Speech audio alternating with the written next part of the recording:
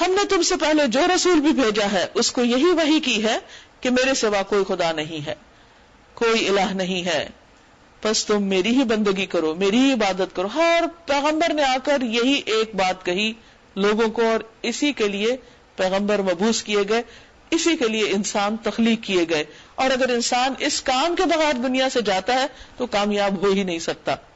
اس لیے وہ کچھ بھی کرے مگر اللہ کی عبادت کو نہ بھولے، اپنی ساری وفاداریاں اللہ سبحانہ تعالیٰ کے ساتھ مخصوص کر دے اور اس میں کسی غیر کا کوئی حصہ نہ رکھے. یہ کہتا ہے رحمان اولاد رکھتا ہے، سبحان اللہ، وہ تو بندے ہیں جنہیں عزت دی گئی ہے، اس کے حضور بڑھ کر نہیں بولتے، یعنی اس کا احترام کرتے ہیں، اس کی بات مانتے ہیں. وَهُمْ بِأَمْرِهِ يَعْمَلُونَ، اور بس اس کے حکم پر عمل کرتے ہیں. يَعْلَمُ مَا بَيْنَ أَيْدِيهِمْ وَمَا خَلْفَهُمْ وَلَا يَشْفَعُونَ، جو کچھ ان کے سامنے ہے اسے بھی وہ جانتا ہے، اور جو کچھ ان سے اوجھل ہے اس سے بھی وہ باخبر ہے. وہ کسی کی سفارش نہیں کرتے سوائے اس کے جس کے حق میں سفارش سننے پر اللہ راضی ہو، اور اگر اللہ راضی نہیں تو وہ کرتے بھی نہیں. اور وہ اس کے خوف سے ڈرتے رہتے ہیں. یہ کن کی صفات ہے؟ اللہ کے مقرب بندوں کی. وہ تو خود اپنے رب سے ڈرتے ہیں. اور ان میں سے جو کوئی کہہ دے کہ اللہ کے سوا میں بھی ایک خدا ہوں تو ہم اسے جہنم کی سزا دیں گے. ہمارے ہاں ظالموں کا یہی بدلہ ہے. اور حقیقت یہ ہے کہ کوئی بھی اللہ کا پیارا بندہ یہ کہہ ہی نہیں سکتا کہ لوگوں مجھے الہ مانو. اولم یر الذین کفروا، کیا دیکھا نہیں ان لوگوں نے جنہوں نے انکار کیا، جو مانتے نہیں؟ کیا غور نہیں کیا کس بات پر؟ ان السماوات والارض کانتا رتقا، یہ کہ آسمان اور زمین باہم ملے ہوئے تھے. ففتقناہما، پھر ہم نے ان کو جدا کیا، الگ کیا. زمین و آسمان کی ابتدائی حالت بڑے گولے یا سپر ایٹم کی سی تھی، جس کے سارے اجزاء اس کے اندر نیوکلس کی طرف کھچے ہوئے تھے اور بہت شدت کے ساتھ کھچے ہوئے تھے.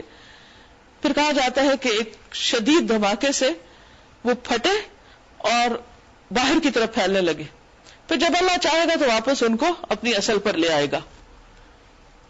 اب آپ دیکھیے کہ قرآن مجید میں تو بات 1400 سال پہلے کی گئی، لیکن اس وقت تخلیق کائنات کے بارے میں جو سب سے بڑی تھیری ہے وہ یہی کہتی ہے کہ پہلے سب ایک تھا اور پھر اس کے بعد وہ الگ الگ ہوا. لیکن ہوا کیسے؟ اگر وہ اتنی شدت سے اندر کی طرف کھچے ہوئے تھے تو وہ کون سی طاقت تھی جس نے اس کو باہر کی طرف پھاڑ کے پھیلا دیا، اس کو توڑ کے باہر کی طرف پھیلانا شروع کر دیا، اور وہ پھیلتا ہی چلا جا رہا، پھیلتا ہی چلا جا رہا. نئی نئی گیلیکسیز وجود میں آ رہی. یہ کرنے والا کون ہے؟ اللہ سبحانہ وتعالیٰ فرماتے ففتقناہما، ہم نے ان دونوں کو الگ کیا. یہ کرنے والے ہم ہیں، خود سے نہیں ہوا. وجعلنا من الماء كل شيء حي، اور ہم نے پانی سے ہر زندہ چیز کو پیدا کیا. افلا یؤمنون، کیا وہ ایمان نہیں لائیں گے؟ اب بھی نہیں مانیں گے کہ پانی ہی زندگی کی بنیاد ہے. جیسا کہ ایک شخص نے نبی صلی اللہ علیہ وسلم سے خاص طور پر پوچھا تو آپ نے اس کی یہی وضاحت فرمائی. ابو ہریرہ رضی اللہ عنہ سے مروی ہے کہ ایک مرتبہ وہ نبی صلی اللہ علیہ وسلم کے پاس آئے اور کہا، یا رسول اللہ صلی اللہ علیہ وسلم، جب میں آپ کو دیکھتا ہوں تو میرا دل ٹھنڈا ہو جاتا ہے اور آنکھوں کو قرار آ جاتا ہے. آپ مجھے ہر چیز کی اصل بتائیے. تو آپ صلی اللہ علیہ وسلم نے فرمایا کہ ہر چیز پانی سے پیدا کی گئی ہے.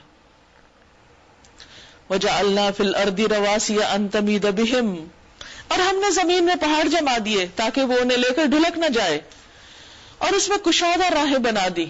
یعنی ایک تو ہائی ویز انسان بناتے ہیں، لیکن اس سے پہلے بھی اللہ تعالیٰ نے قدرتی راستے زمین کے مختلف حصوں کو باہم جوڑنے کے لیے، کمیونیکیشن کے لیے پیدا کر رکھے ہیں، جو پہاڑوں کے بیچوں بیچ، دریاؤں کے ساتھ ساتھ اور جنگلوں کے اندر سے بھی گزرتے ہیں.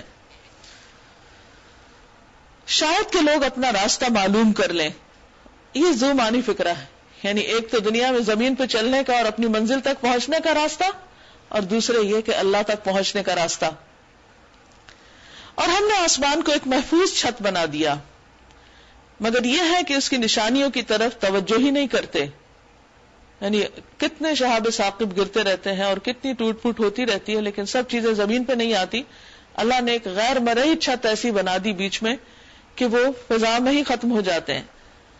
وَهُوَ الَّذِي خَلَقَ اللَّيْلَ وَالنَّهَارَ وَالشَّمْسَ وَالْقَمَرَ كُلٌّ فِي فَلَكٍ يَسْبَحُونَ، وہ اللہ ہی ہے جس نے رات اور دن بنائے اور سورج اور چاند کو پیدا کیا، سب ایک ایک فلک میں تیر رہے ہیں، ہر کوئی اپنے دائرے میں گردش کر رہا ہے، اپنے کام سے کام ہے اور مسلسل تیزی کے ساتھ گردش کر رہے ہیں۔ یسبحون، اور ان کی گردش ایسی ہے جیسے کوئی چیز تیر رہی ہو، اتنی آسانی کے ساتھ۔ یہ سب اللہ سبحانہ وتعالیٰ کی قدرت ہے۔ وَمَا جَعَلْنَا لِبَشَرٍ مِّن قَبْلِكَ الْخُلْدَ، اور ہمیشگی تو ہم نے آپ سے پہلے بھی کسی انسان کے لیے نہیں رکھی۔ اگر آپ فوت ہو گئے تو کیا یہ لوگ ہمیشہ جیتے رہیں گے؟ کیونکہ وہ انتظار کرتے تھے کہ کس وقت نبی صلی اللہ علیہ وسلم فوت ہو اور ہمارے یہ سارا جھگڑا ختم ہو جائے اور ہم اپنی پرانی جگہ پہ لوٹ جائیں۔ کل نفس ذائقۃ الموت، ہر جاندار کو موت کا مزہ چکھنا ہے اور اس سے کوئی بھی مبرہ نہیں، نہ کوئی فرشتہ اور نہ کوئی انسان اور نہ کوئی جانور، سب پر یہ مرحلہ گزرنا ہے۔ رسول اللہ صلی اللہ علیہ وسلم نے فرمایا، جبریل میرے پاس آئے اور کہا، اے محمد صلی اللہ علیہ وسلم، جیسے چاہیں زندگی گزاریں، بالآخر مرنا تو ہے ہی، جس کو چاہیں اپنا محبوب بنا لیں، بالآخر جدا تو ہونا ہی ہے۔ اور ہم اچھے اور برے حالات میں ڈال کر تم سب کی آزمائش کر رہے ہیں، یعنی دنیا میں انسان کو جو بھی کوئی راحت سکون ملا ہے، یا کوئی رنج اور غم ملا ہے، یا مفلسی ہے یا امیری ہے، یا قوت ہے یا کمزوری ہے، یا صحت ہے یا بیماری ہے، یہ ساری چیزیں جس طرح دن اور رات کا اختلاف ہے، ایسے انسان کے اوپر آنے والی حالتوں میں اختلاف ہے۔ تو یہ سب چیزیں کس طرح ہیں؟ یہ ساری چیزیں انسان کے لیے ایک امتحان ہے، آزمائش ہے۔ وَإِلَيْنَا تُرْجَعُونَ، اور ہماری طرف تم لوٹائے جاؤ گے، ہماری طرف تم کو پلٹنا ہے، یعنی بالآخر ایک دن یہ سلسلہ ختم ہوگا اور سب کے پیپرز واپس لے لیے جائیں گے، امتحان کا وقت ختم، گھنٹہ بج جائے گا، موت آ جائے گی اور انسان اگلی دنیا کی طرف ٹریول کر جائیں گے۔